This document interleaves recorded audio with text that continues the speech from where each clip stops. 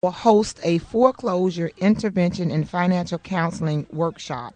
This workshop is designed to help those that are facing foreclosure, those that are in need of mortgage remodifications or mortgage modifications, or just having financial hardships. We want to be able to provide you with some expert help in resolving these issues. Come into this seminar. It's free. It starts at 10 a.m. at the old Mount Olive Church building at 401 Northwest 9th Avenue in Fort Lauderdale, Florida. We need you to come out. We need you to bring your driver's license, your current mortgage statement, and recent communication from your lender, 90 days of pay stubs, most recent pay stubs. If you are self-employed, please bring your profit and loss statement. We need you to bring bank statements for all of your accounts for the most recent 90 days. We need verification of your home ownership association or that you've made that payment. We need your hazard insurance statement declaration page only. We need a copy of your real estate taxes. We need a copy of your mortgage and promissory notice. We need a copy of a utility bill, a gas or cable bill or water bill within the last 30 days. And we need a copy of your 2011 tax return. So when you come, we will copy all of these documents and be able to tell you on site the process and help walk you through step by step with foreclosure prevention techniques as well as modification for mortgages. So join us on this Saturday, October 27th, from 10 p.m. to 6 p.m. at the old Mount Olive Church building for this foreclosure intervention and financial counseling workshop. It will be interactive. We will have counselors there that will serve you and provide those services for you through We Help Community Development Corporation and the Mount Olive Development Corporation. So let me get this right. You said this is free. It is absolutely free. The We Help Community Development Corporation is a HUD-approved housing counseling agency. So they have already secured grant fundings to make these services available to those individuals that are in need of these services, that are in foreclosure or on their way to foreclosure, that are just struggling to meet their current mortgage obligations while we're in the midst of this tremendous recession. And this is actually going to help keep you in your home? It'll help keep you in your home. If you are already in foreclosure, this is a means of saving your home and providing you with the steps that you need to take and helping you take those steps. If you are struggling with your mortgage, which means that you're juggling from one bill to the next to meet your mortgage, you will probably eventually end up getting behind. And we want to help you prevent that. So this is a step-by-step process to kind of help you and encourage you and hold your hand through it. A lot of times we find ourselves in these difficult, mundane moments of life, but we don't have the guidance to help us or instructions to help us make the next step or next choices. And what we do is we ignore the notices from the vendor, we ignore the credit card bills, and we want to help you where you don't have to ignore that. You're able to respond, but respond in a way that's going to allow you to move from where you are now to a place of economic security. And I think that's a wonderful thing that you're offering. So many people find themselves underwater, not knowing what to do, doing short sales, all kinds of things, losing their home and not really being able to regain another location to go to. So they become homeless and on the street. And I thank you, Dr. Osgood, for giving these programs, having these programs in our community and having them available. If you would, please give us the location again and the time. It's going to be held in the old Mount Olive Church building from 10 a.m. to 6 p.m. on this Saturday, October 27th. That building is located at 401 Northwest 9th Avenue in Fort Lauderdale, Florida. And again, you said this was free. It's free. Okay. So now, with this being that season, and we're really very close, and I know some early voting has taken place, or I should say absentee voting has taken place, and we're getting ready to embark on such events. Is there something in the community that's happening on this weekend that we could do as churches to really make a difference for our community? Yes. On Sunday, October 28th, from 7 a.m. to 7 p.m., there will be a Souls to the Polls initiative. As many of you are aware, in the state of Florida, there has been a big assault launched by our current legislator, our current governor in the leadership to suppress our vote, which has resulted in us only having 1 week of early voting instead of two, being on around 1 week. It has also taken away the 2 Sundays that we are allowed to early vote. In 2008, many pastors took their churches and congregations to vote on those Sundays, and we were able to have a lot of influence as to who was elected for president. So there's been a massive attempt to suppress our vote. So what the pastors all over the country have done, they've come together and they're organizing these different Souls to the Polls initiatives. So here in Broward County, the lovely ladies, the Broward County Alumni Chapter of Delta Sigma Theta, the lovely ladies of Alpha Kappa Alpha Sorority Incorporated, and Pastor Marcus Davison, along with other pastors in the community, Pastor Roger Grimes of Fort Lauderdale Church of God, Pastor Lois Delaval, Bishop of On This Rock, I'll Build My Church Ministries, Pastor Keto March, Pastor C.E. Glover, Pastor Ricky Scott, Pastor James Ray, Pastor Jimmy Williams, the Zeta Rho Omega chapter of Alpha Kappa Alpha Sorority, the NAACP of Fort Lauderdale, Broward County, the Zeta Alpha Lambda chapter of Alpha Phi Alpha Fraternity, the Zeta Chi Omega chapter of Omega Psi Phi Fraternity, and again, the ladies of the Broward County Alumni chapter of Delta Sigma Theta Sorority have all come together to partner for this Souls to the Polls initiative. We're asking you to participate. Meet us at New Hope Baptist Church that's located at 1321 Northwest 6th Street. That's right across from the Mizell Funeral Home. And we're going to march to the African American Research Library to cast our vote together.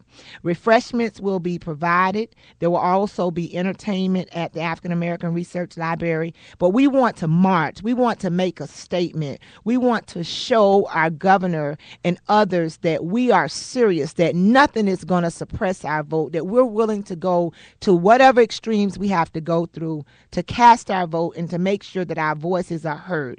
And I think this is phenomenal that it's an initiative that's being led by civic organizations and by our true community leaders who are our pastoral leaders. This is a way that the people of God are coming together to demonstrate unity, to make a difference for those that are less fortunate by casting our vote. It is critically important that we vote, my brothers and sisters, on November 6th. Please do not miss this opportunity to move us forward in our nation. It's a simple choice. We either vote and we continue to move forward, or we don't vote and we begin to retrogress. When we have things going on where we're being considered to be 47% and all these other negative things that are being attached to us by certain, individuals that are running for office, we certainly want to show up and vote for the person who represents our interests, who will have our future at the forefront of his or her mind. Our ballot is such a horrific ballot this year because our Republican-controlled government has decided to list all of the various amendments, all 12 amendments in their entirety, all of the wording, and it's designed to make you get tired of reading and just bubble and circle in anything. State Senator Chris Smith, State Representative Perry Thurston, and many of our political leaders, Congressman Alcee Hastings, they're all encouraging us to vote no on all of the amendments. Just vote no. No matter what the first two lines say, they're written and designed to mislead you. These amendments were put together by a Republican-driven legislator, so they're not in the best interest of poor people like those that are in our communities. So they are encouraging us as our political leaders to vote no on all of the amendments and to vote yes to retain all of the Supreme Court justices who are under attack from the same political party because they refuse to pass judgment on cases that are not fair and not proper. We're in a very, very critical time, my brothers and sisters. Please don't take this lightly. You must show up and you must vote and you must make informed decisions. You cannot just go to the ballot and choose a president. You have to vote the entire ballot. We have things like Senator Chris Smith is running. He served our district faithfully.